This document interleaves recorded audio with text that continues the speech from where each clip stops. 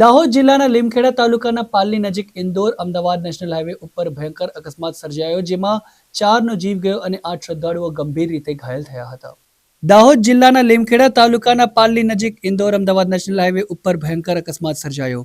પ્રયાગરાજ ખાતેથી મહાકુંભ મેળામાંથી પરત ફરતા શ્રદ્ધાળુઓના વાહનનું ટ્રક સાથે ગમખ્વાર અથડામણ થતા 4 લોકોના મોત નિપજ્યા છે, જ્યારે 8 શ્રદ્ધાળુઓ ગંભીર રીતે ઘાયલ થયા છે.